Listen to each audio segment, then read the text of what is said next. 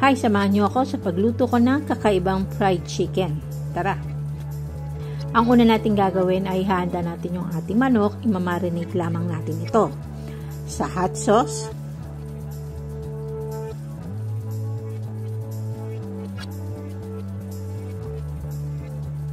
paprika, at pepper, garlic powder, salt. Haluin lang natin to at i-marinate ng mga 1 oras. Habang minamarinate natin, gawin natin yung ating breading. All-purpose flour gagamitin natin, garlic powder, paprika, pepper, at salt lamang. I-mix lang natin to. Pag na-marinate na natin ang ating manok, ilagay natin sa ating ginawang breading ng ating manok.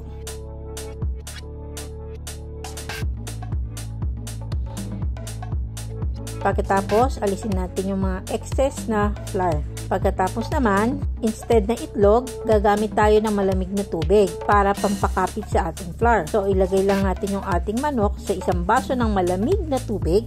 Pagkatapos, ibalik natin sa ating breading.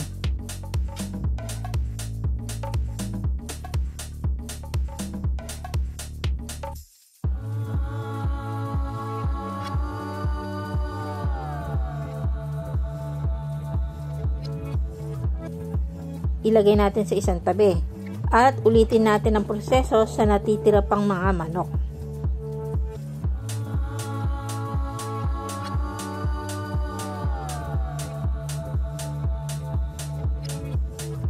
I-rest lang muna natin ng mga 10 minuto bago natin prituhin sa mainit na mantika. Kapag pwede nang prituhin, siguraduhin natin na mainit ang ating mantika bago natin isalang ang ating manok.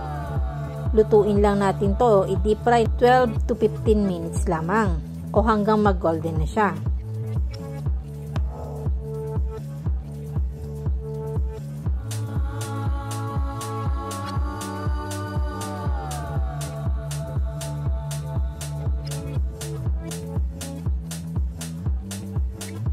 Kapag nag-golden na, hanguin na natin at isang tabi.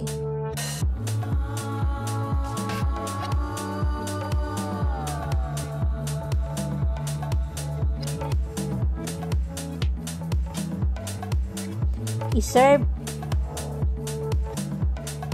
at i-enjoy natin habang mainit pa ang ating fried chicken.